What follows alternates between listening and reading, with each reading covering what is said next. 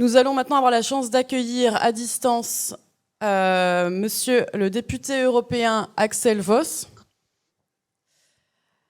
l'un des meilleurs spécialistes des enjeux d'IA au niveau européen et membre de la commission spéciale sur l'IA à l'ère numérique au sein du Parlement européen. Monsieur Voss, qui est juriste de formation, enseignant, député européen depuis 2008, intervient très régulièrement sur les enjeux en lien avec la protection des données et aussi les enjeux de convergence au niveau mondial en termes de régulation de l'IA. Membre du PPE, il a été le rapporteur pour avis de la Commission des affaires juridiques du Parlement sur les actes. Thank you, Mr. Voss, for taking the time. You will be speaking English, right? And the floor is yours now. Thank you. Yes, so wonderful good morning to you, and malheureusement je ne parle pas français. So I will continue and have to do this in English.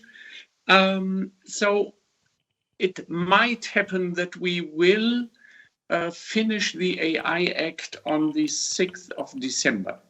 There's still the political will in doing so, and but we don't know. We have still some big problems left, what we have to solve.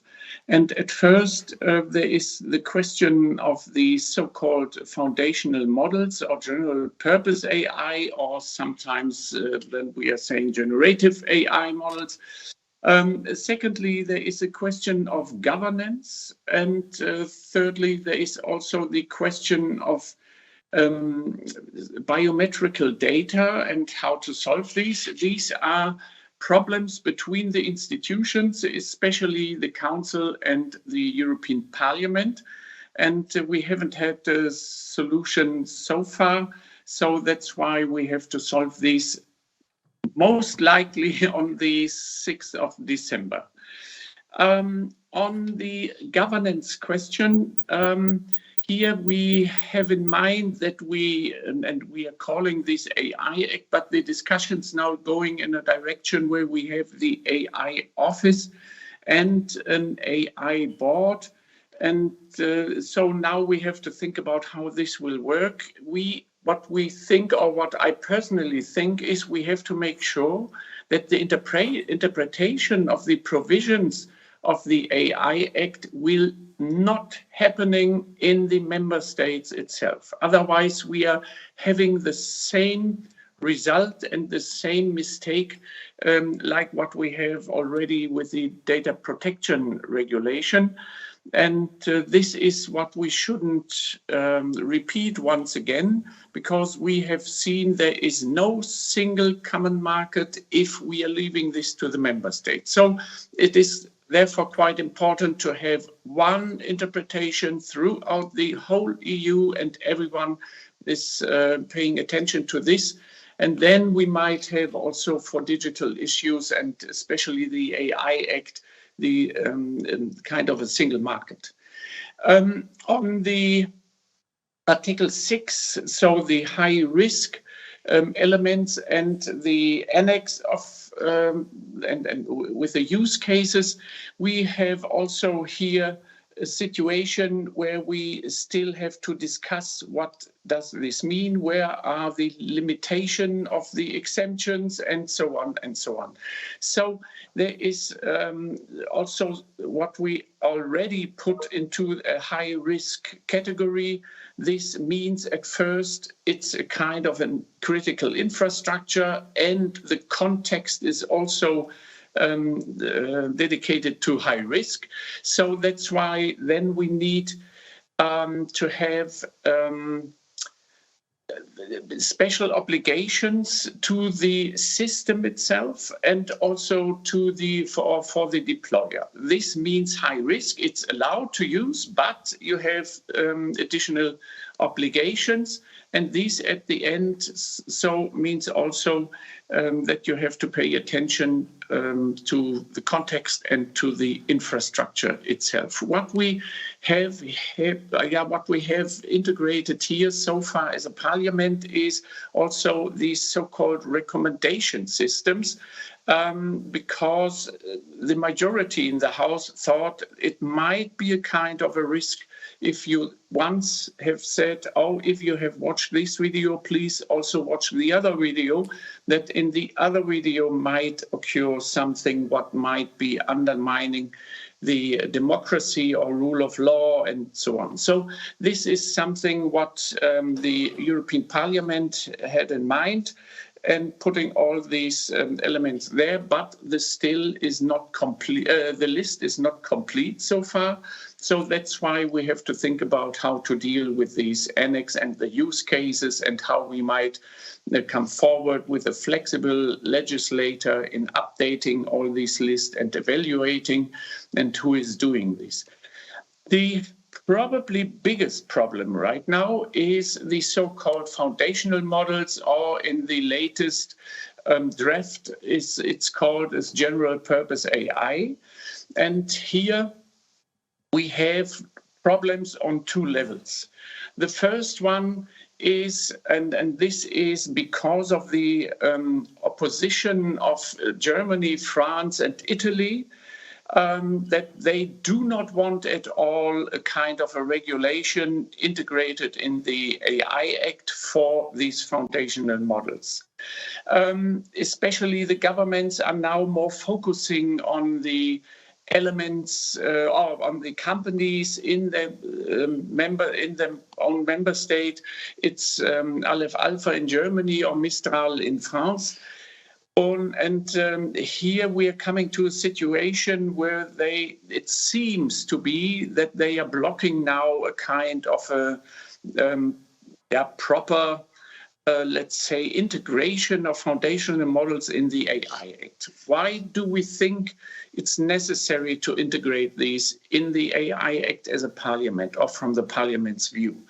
So at first, of course, the Council and the Commission haven't had the chance to integrate the foundational models, because they have been ready already with their approaches when ChatGPT came out.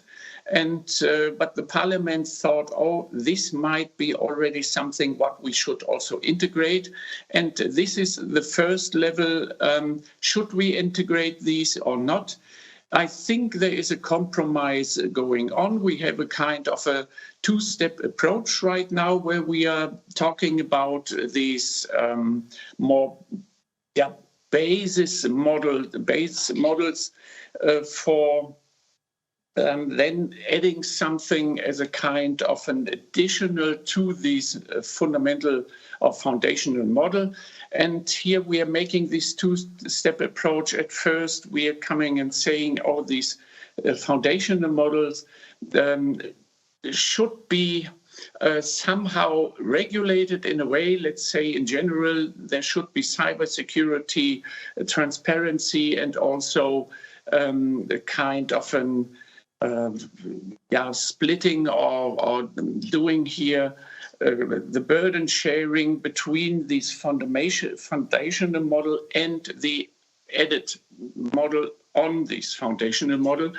And here we have then a kind of a situation where I would say this fair burden sharing is already something that the added system on this model is then not dependent on the foundational model itself, or the deployer of the or provider of the foundational model, because then if this is a kind of a high risk case, then they have to deliver these criteria or the obligations for the system and for the deployer.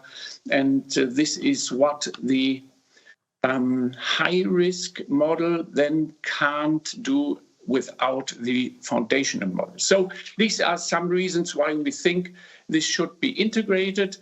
And a kind of a problem occurs here then on a second level, how we would like to deal with the right holders, copyright holders, personal right holders, and how they can still apply their rights. This is a kind of a problem what, as long as this discussion is going on, it's more and more important that we have the feeling we should here integrate something already as a kind of a minimal solution for rights of third persons. So what does this mean at the end? And this is, and here we are coming more and more to a kind of a problem where we might face the problem from both sides, where we are seeing either we are killing AI in Europe or we are killing the creative industry or creative sector in Europe. And both of these results is not really a kind of a solution where we should go for it. That's why the biggest question is now how we can combine these. And especially under this time pressure, it's getting really hard to think about how we can deal with these. What I'm asking myself, especially France is more than less the biggest fighter for copyright. In old times, let me say this, but in the AI Act, all of a sudden, the government is not paying attention too much to these copyright holders and the creative sector. And this is a little bit confusing me. I'm not sure if everyone is aware that this might have a deep impact also for the creative sector here, but we should still think about of a solution. It might becoming a kind of a, let's say, fundament principle in saying, please respect also copyright. This wouldn't be enough for the creative sector, but it would be a kind of a way forward. We have also thought about different issues. What I have in mind also is something not in trying not to disturb the development of AI or the development of digitalization in Europe, in overloading everything, but also making clear that if we do not have a kind of a satisfying result for this situation, that we are obliging ourselves that we immediately after the negotiations find an end on the AI Act, that we are starting in thinking about of practical solutions, how to balance AI Act algorithms, here especially these so-called generative AI models, that we are then trying to come to balance these with the creative sector immediately and using the time of the transposition period. But whatever it is, we have to discuss these. And from my point of view, it shouldn't be only a one-sided approach.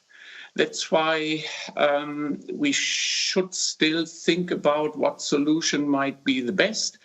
But of course, at the end, as a legislator, of course, we can't accept that someone is inventing new elements and just ignoring existing rights. On the other hand, it should also not the case that existing rights are hindering invention. So this is something where we still have to find a balance. The time pressure is there. I'm not sure if we are coming to really 100% satisfying solution, but I still hope that everyone is aware that this is a kind of a very big problem and that we should solve this.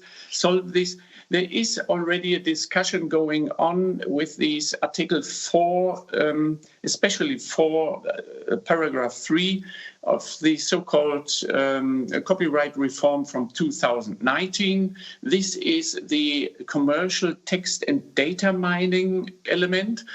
And some of us might think this is already a kind of a starting point for a solution. It might be a starting point, but when we have discussed the Article 4 of the copyright reform, we do never consider AI and never had in mind models like these. So this is not really a kind of an approach. We need something else from my point of view. And also on these legal discussions, on the one hand side, they are saying Article 4, paragraph 3 might be okay. The other side, of course, is thinking this is not enough. So you see, there are still some problems to solve.